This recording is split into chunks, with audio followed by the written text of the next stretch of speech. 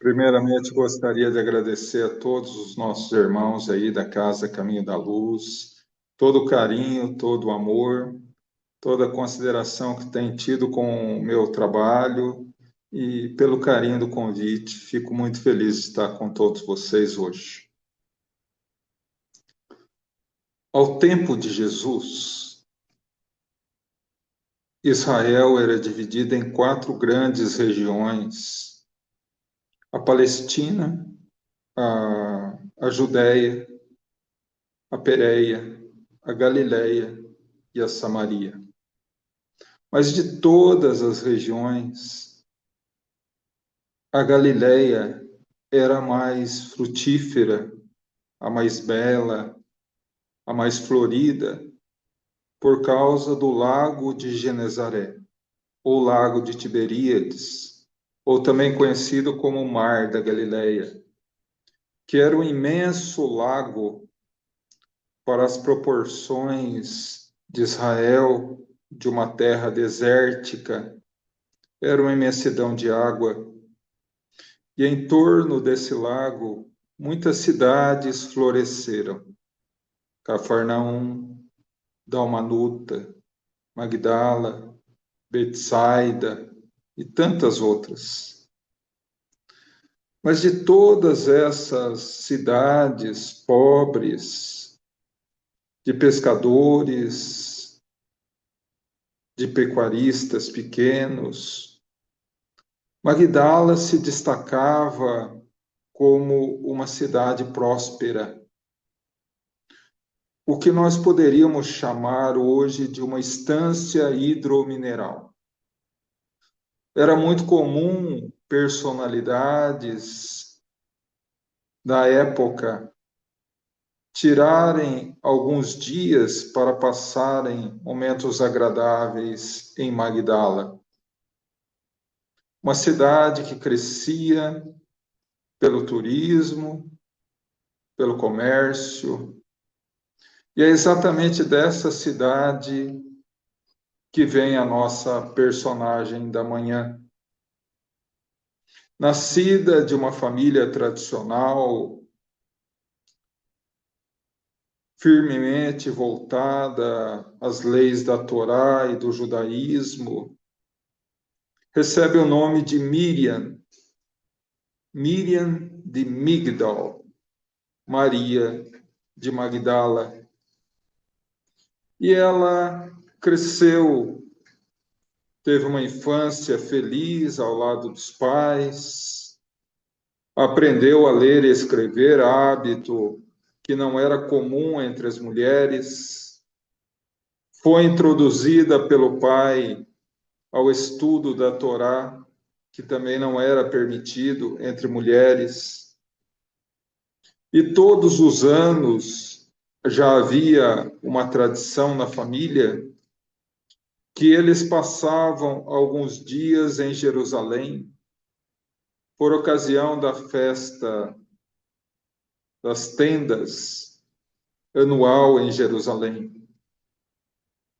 E aos 10 anos, ao estar com a família diante do templo de Jerusalém, ela ouve um homem idoso falando sobre a vinda do Filho de Deus, sobre a transformação do mundo, sobre o Messias aguardado pelo povo há séculos. E ela, vencendo a sua timidez infantil, pergunta ao Senhor: e como ele será? O homem foi envolvido em uma emoção estranha e disse: ele será manso como a pomba, suave como o amanhecer florido e firme como a rocha.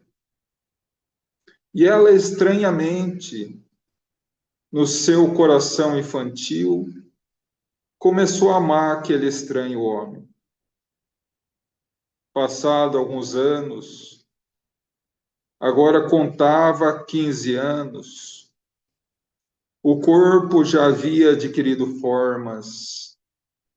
A imensa cabeleira negra beijava a cintura, dois grandes olhos negros, e mais uma vez se encontrava em Jerusalém, quando encontra o mesmo homem que diz: Hosana nas alturas, o Messias esperado chegou à terra para trazer a libertação do povo, para trazer a felicidade na alma.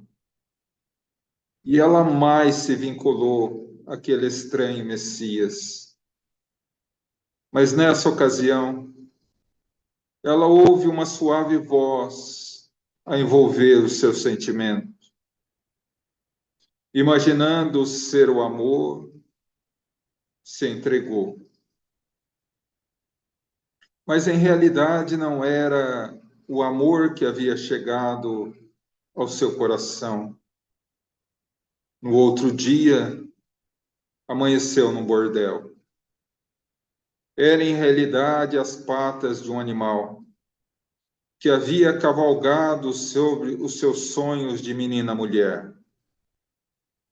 Desesperada, angustiada, chorando muito, saiu dali se preparando para vender as primeiras ilusões, destino daquelas mulheres que se equivocavam,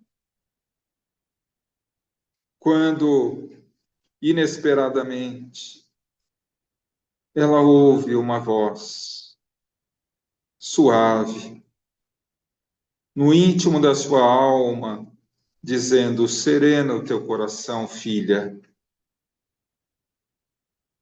Talvez assim que Maria recordasse da sua adolescência e infância, 10 anos mais tarde, agora Maria era rainha de Magdala. A sua casa, imenso palacete, frequentado pelas maiores autoridades de Israel e da região, príncipes da Caldeia, sacerdotes de Jerusalém, centuriões romanos, mercadores atravessavam Betabara, a casa da passagem do Rio Jordão, apenas para se orgulharem de terem tido uma noite com a mulher preciosa de Magdala. Ela tinha tudo. Dinheiro lhe chegava de todas as partes do mundo. Joias, tapetes, obras de arte, escravos. Ela tinha tudo, menos a paz. Diziam em Magdala que era atormentada por 7 demônios que a perseguiam. O fato é que, nas noites sem luar, ela determinava que trancassem o palacete. Não recebia ninguém. Até as próprias escravas andavam descalças para não fazer barulho. E ela se trancava em seu quarto e mergulhava no próprio desespero. Até mesmo o vento serenava para que ela se aprofundasse na sua agonia. E o tempo passa. Numa noite, um homem da estrada, um mendigo miserável, se aproxima do imenso palacete e com uma grande vara golpeia a porta de carvalho. O escravo vem para atendê-lo. Preciso falar à senhora. A senhora não atende hoje, está tudo fechado, mas preciso falar à senhora, preciso lhe pagar uma dívida. O escravo sorri, zombeteiro, e diz: hoje pela manhã, ela negou a visita de um príncipe da Caldeia. Como receberá um mendigo da estrada? Receberá, porque senão eu farei um pânico, um escândalo tal aqui. O escravo ficou amedrontado. Se ele fizesse um escândalo, poderia receber uma repreensão da senhora, e disse a ele: aguarde um instante. Quando ele foi avisá-la, deixou a porta entreaberta e o mendigo acompanhou. Quando o escravo abre as pesadas cortinas que davam acesso ao seu quarto, o mendigo veio e ajoelhou seus pés. Viu-a seminua deitada à cama, os olhos vidrados na perturbação, e ele disse: Senhora, venho hoje pagar a minha dívida. Estou aqui, senhora. Ela volta a cabeça, ainda extremamente perturbada, e diz: que queres de mim? Não se lembra de mim, senhora, quando a senhora atravessava com a sua carruagem, juntamente ao senador Pópulo, rumo a Dalmanuta? Eu pedi que parasse. Roguei a misericórdia de uma moeda. Disse que iria atrás de Jesus de Nazaré, para que ele curasse a minha lepra. A senhora, de dentro da carruagem, me jogou um cestécio de ouro e disse: vai, e se encontrares, volta e me avise, para ver se ele consegue curar a lepra da minha alma. E aqui estou, senhora, para dizer que eu o encontrei, Jesus. E ele me curou, senhora. Vê, nesse momento ele rasga a camisa que o vestia. Vê, senhora, as feridas da lepra cicatrizaram.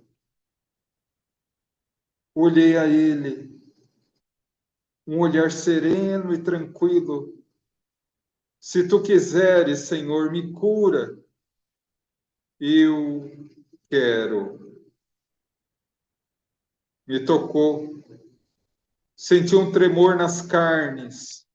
E vê, Senhora, estou curado. Quando agradeci, a tua fé acaba de curar-te. Se ele pode, Senhora, curar a lepra, poderá curá-la. Vem, Senhora. Ela, ainda atordoada, se volta a ele e diz: tu sabes quem eu sou e sabe o meu destino. O seu rabi, o seu mestre. Como todo rabi é hipócrita, fala de amor e apedreja as prostitutas diante do templo. Não, senhora, ele é diferente. Eu o vi comendo com prostitutas e ladrões. Vem hoje, senhora. Ele está em Carfanaum, ao lado do lago. Ele pernoita na casa de Simão Pedro, o pescador. Talvez 20 minutos de barca, estaremos lá. Vem, Senhora. E tanto ele insistiu que ela toca uma sineta, vem uma escrava, a cobre com um pesado manto, com o capuz, e começam a ganhar o imenso corredor do palácio, até que chegam ao fundo do palácio, que dava a uma pequena praia, onde era o lago, na margem, uma barca. Um homem forte, acostumado a levar a senhora nas travessias. Dali a alguns momentos, o vento da madrugada, o barulho dos remos quebrando a água, ela vai despertando daquela tormenta. E quando crava na areia em Carfanaum, o mendigo olha ela e diz: minha senhora, ali está, aonde pernoita a esperança. Vá, senhora. E ela foi. A porta entreaberta. Quando ela abriu um pouco mais, o barulho das engrenagens da porta enferrujada fizeram barulho. Jesus a olhou e disse com sorriso: Maria, que bom que tu viestes me visitar. Tu me conheces, Senhor? Como não, Maria? Ego bonus pastor sum. Eu sou o bom pastor, Maria, e conheço minhas ovelhas, uma a uma. Por isso não se espante de eu chamá-la Maria. Se tu me conheces, Senhor, sabe quem eu sou. O que eu devo fazer, mestre? Ama, Maria. Ama os teus filhos. Desgraçada de mim, Senhor. Tenho o ventre varado 1000 vezes, mas nunca tive a bênção da maternidade. Eu digo, Maria, para que tu ame teus filhos, não me refiro aos flores que nascem da carne, mas vos digo que teus filhos são os filhos que não têm mãe, as mães que não têm filhos, os doentes e sofredores do mundo. Mas eu sou tão pequena, Senhor, como poderei, Maria? Tu já viste um muro enegrecido pelo tempo? Quando chegam os primeiros ares da primavera e eles se cobrem verde e começam a surgir pequenas flores aqui e ali, assim a alma de quem ama. Quando digo para amar, é para que o muro enegrecido do seu sentimento reverdeça e que as flores borbulhem em seu coração. Mestre, eu te darei a minha vida. Agora não, Maria. É cedo. Dia virá que eu te pedirei a vida, mas por ora, ama. Maria nunca tinha sentido isso. O primeiro homem que havia dado sem pedir nada em troca. Ela estava tão fascinada por Jesus que saiu olhando para ele e lentamente chegou à barca, olhou para ele e ouviu na acústica da alma: ama, filha. Dali a alguns momentos, chega em seu palacete, manda os escravos iluminar a casa inteira e dá tudo. Liberta os escravos, dá suas obras de arte, dinheiro, joias, tudo, se reservando apenas duas coisas: um pequeno vidro de alabastro, que foi presente de sua mãe, e a camisola, que rememorava a primeira noite. Passa os dias. Uma semana depois, corre em Magdala a informação que um próspero fariseu chamado Simão convidou Jesus para um banquete em sua casa. Não que ele aceitasse a mensagem de Jesus, mas ele era estranho. Ele tinha uma peculiaridade. Ele gostava de receber em sua casa pessoas que eram notícia, pessoas que eram famosas, o que nós poderíamos chamar hoje de VIP. E assim, ele convidou Jesus. E para espanto de todos, Jesus, que não aceitava esse tipo de convite, aceitou. E numa manhã luminosa do mês de Kislev, naquela imensa estrada cercada de árvores frondosas, Jesus, acompanhado de Pedro, Tiago e João, foram à casa de Simão. Simão recebeu-os com toda a pompa e circunstância. Encaminhou-o para a mesa do banquete, sentaram em declives e começaram a se alimentar de pequenas frutas enquanto não iniciava o banquete.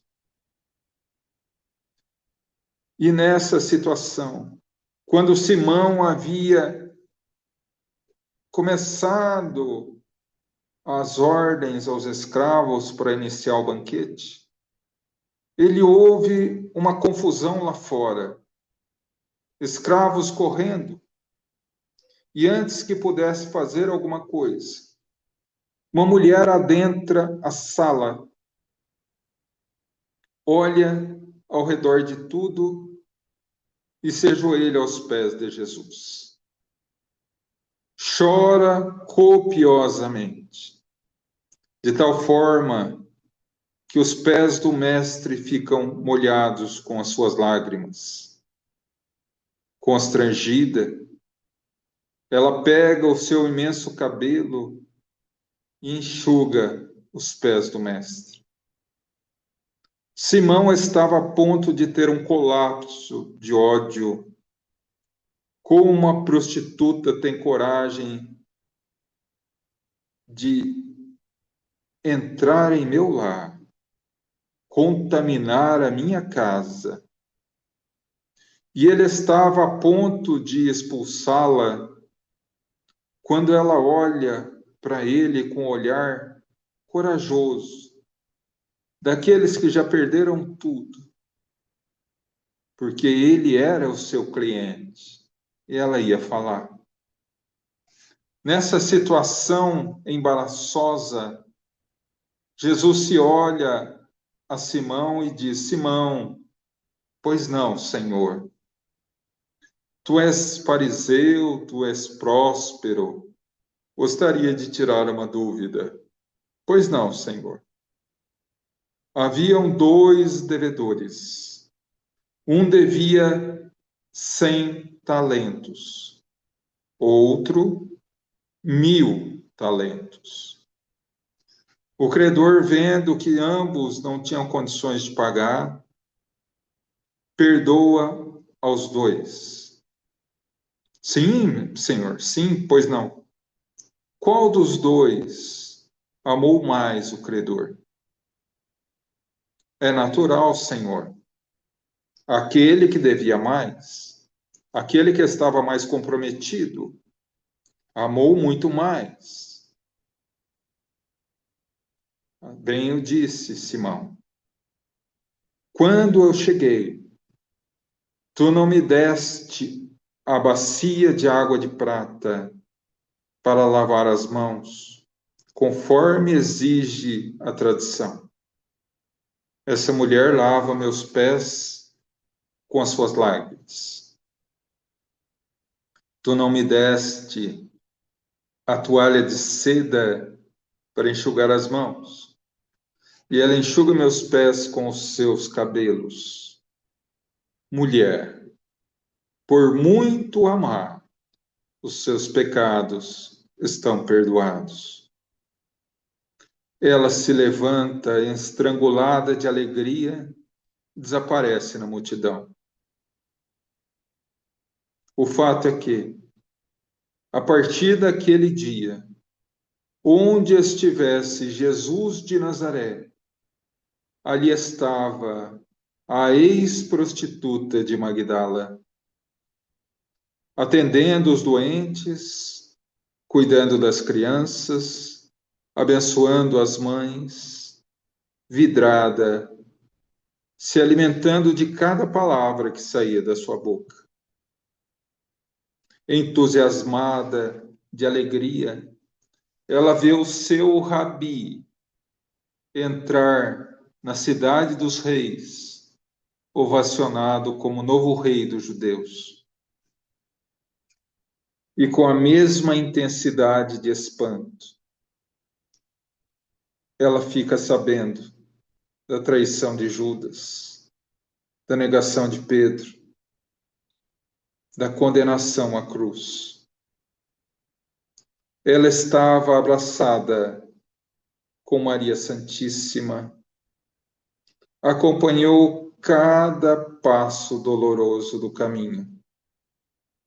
Estava ali quando Jesus profere: perdoa, Senhor. Eles não sabem o que fazem. Tudo está consumado. Auxiliou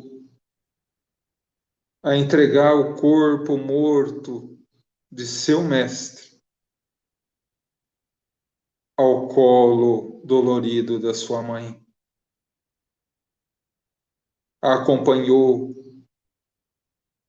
a José de Arimateia e a João, o apóstolo, para levarem o corpo rapidamente ao sepulcro, sem mesmo prepará-lo, porque estavam a algumas horas do final do dia, iniciaria-se o Shabat, o dia sagrado, em que não se podia preparar o corpo.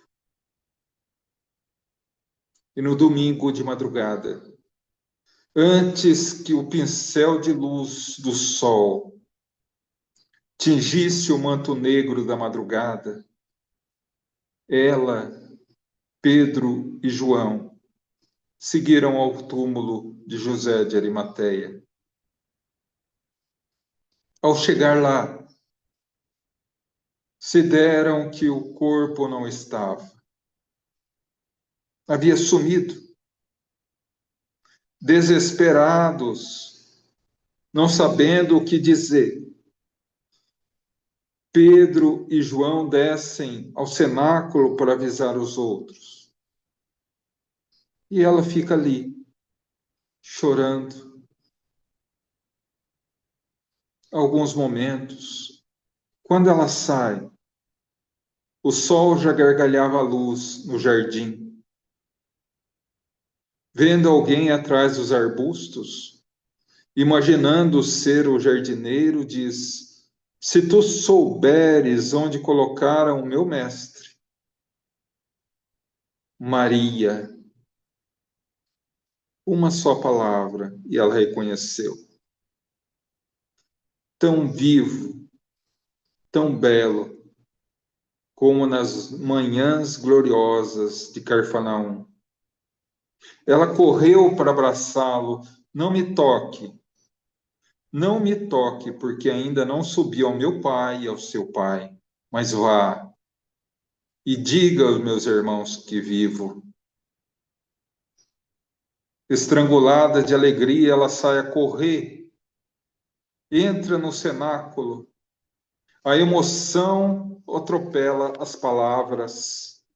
Eu vivo, ele vivo, eu vi. Maria Santíssima a abraça, acalmando, e diz: Maria, minha filha, se acalma. O que aconteceu? Eu o vi, ele está vivo e disse que estará conosco. Todos os apóstolos ali presentes. Quando uma voz daquele homem que entrou para a história da humanidade como homem sem fé, Tomé, a ti ele apareceu, ele nos traiu, subiu à casa do Pai, nos abandonou, e agora teremos que carregar a nossa cruz. Se apareceria, apareceria sua mãe, a Pedro, a quem nos entregou, a João, a quem amava, mas a ti, uma ex-prostituta, humilhada,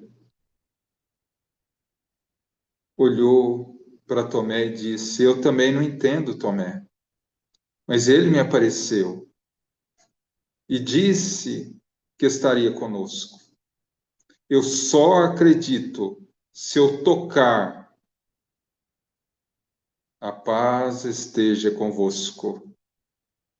Vem, Tomé, e toca, para vejas que sou eu. Meu mestre e meu Senhor, bem-aventurados aqueles que não viram e creram.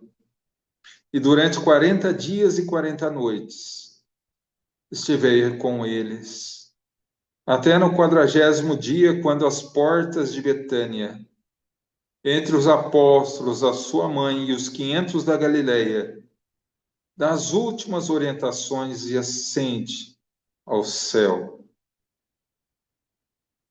Todos voltaram a Cafarnaum. Maria, agora sozinha, volta para Nazaré.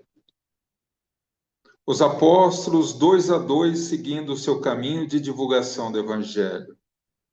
Os últimos foram Pedro e João, que iriam a Jerusalém fundar a Casa do Caminho. Maria já não tinha mais ninguém. Se volta a Pedro e diz: Pedro, me leva com vocês. Não posso, Maria. A fé é nova. O teu passado. Tenho medo. Ela entendeu. Entendeu que é muito difícil para as pessoas compreenderem a mudança real. Sorriu, um sorriso de complacência e tristeza, e ali ficou.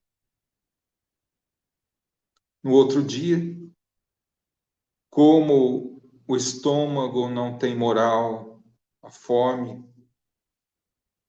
foi pedir emprego. Mas quem tinha emprego por uma ex-prostituta? As mulheres diziam: Eu não vou te colocar em casa para roubar meu marido. E os homens diziam: Volta, Maria. Você ainda é bela. Te daremos joias, roupas, dinheiro, a tua casa de volta. Volta. Ela tentou mendigar, mas nem a esmola lhe foi concedida. Sem saber o que fazer, desesperada, quando ela vê um grupo imenso de homens, mulheres, crianças vindo pela praia, carregando o pesado e negro véu da lepra. Quando dizem a ela: Aqui é Cafarnaum? Sim, aqui é Cafarnaum. Estamos vindo da Síria, atrás de Jesus de Nazaré, para que ele nos cure. Vocês não souberam? Mataram Jesus. Ela percebe o peso do desespero, as mães abraçando seus filhos, os homens curvados na dor. E ela diz: mas eu falarei dele para vocês, eu conheci. E passou a noite inteira falando deles, falando de Jesus. Comeu o seu pão miserável. E no outro dia, quando os soldados de Tigerinos vieram para levá-los ao Vale dos Imundos em Jerusalém, saíram sorrindo. E ela, dando o adeus, quando ela pensou: eu não tenho ninguém. Os únicos amigos que Jesus me concedeu foram eles. E no momento de arrebatamento, ela grita: guardem! Sai correndo, os abraça. E dali a alguns dias, quando o Vale dos Imundos recebia uma nova carga, uma linda mulher entrava para conviver no reduto da lepra.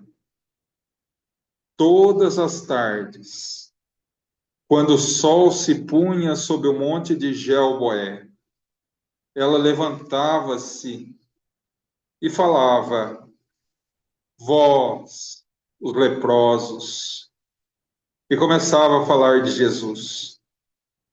Os anos se passam, o vale da lepra se cobre no verde da esperança. A alegria consome a dor. 30 anos depois, ela está tomando banho numa bica d'água, quando ela percebe uma pequena mancha sem cor no seu colo, pega um graveto, introduz, não sente nada. Naquela tarde, o discurso foi diferente. Nós, os leprosos, pagarei na carne os erros que na carne eu cometi.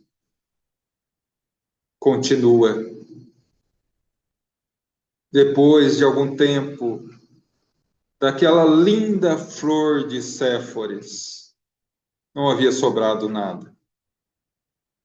Os dedos apodrecidos caíam, o nariz aberto em fossas apodrecidas, a febre que não passava, o cabelo que caía ao suave toque das mãos, o corpo coberto em feridas purulentas. Ela percebeu que ia morrer, mas ela teve uma saudade imensa de Maria de Nazaré. Soube que nessa altura ela morava em Éfeso, hoje Turquia, ao lado do apóstolo João, e decidiu ir visitá-la. Os amigos diziam: não vá, Maria, não vá. E ela foi. Viajava durante a noite, dormia durante o dia, comia do alimento que era dado aos animais. E quando ela chega na entrada de Éfeso, desmaia. E na sua alucinação ela começa a chamar Maria e João. Um casal convertido pelo apóstolo, que morava na entrada da cidade, a abrigou. E foi chamar rapidamente a Mãe Santíssima e João. Mas ela já não teve olhos físicos para vê-los. Depois de 3 dias e 2 demoradas noites, ela sente o seu corpo envolvido por uma suave e refrescante brisa. Sai do corpo, e quando seus pés tocam no chão, ela olha para ela, o seu corpo totalmente refeito. da mesma forma que ela tinha aos 15 anos.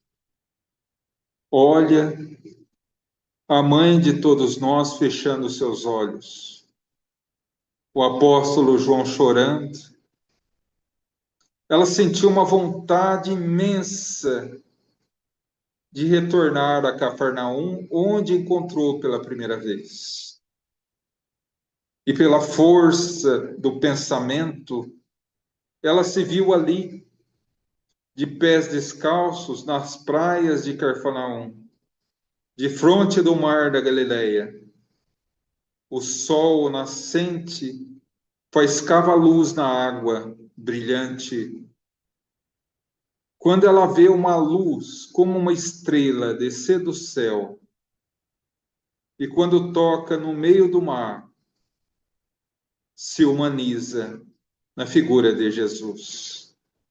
Abre os braços, ela envolvida numa onda imensa de alegria, entra pelo mar, abraça-o e ele diz: minha filha, hoje te peço a vida, tu venceste o mundo, repousa, minha filha. E Maria de Magdala, pelas mãos do próprio Cristo, adentra seu reino de luz. Sem sombra de dúvida, Maria de Magdala é o maior exemplo de conversão de todo o Evangelho. Estevão era puro, Paulo, casto, mas ela era toda podridão e retornou à luz, florescendo através de Jesus. Não tinha razão Tomé quando disse que Jesus apareceu a uma ex-prostituta. Não. Jesus apareceu àquela que era entregue a toda sorte de equívocos do mundo, mas se arrependeu e se converteu de forma tão profunda que Jesus a converteu em mensageira da ressurreição para toda a eternidade. Jesus tocou tão profundamente o seu coração que 2000 anos depois estamos falando dessa mulher gloriosa. Todos nós temos um pouco de Maria de Magdala. Todos nós estamos ainda vinculados nas dificuldades, dores e sofrimentos do mundo. Mas todos nós podemos, como ela, nos converter de corpo e alma à mensagem do Mestre e nos tornarmos portadores e anunciadores da ressurreição de Jesus em nossa vida, para que através da nossa vida renovada possamos deixar na terra pecadas de luz, apontando o caminho para aqueles que ainda se atormentam nos labirintos escuros da perdição. Gratidão a todos e profundo agradecimento. Que Deus nos abençoe.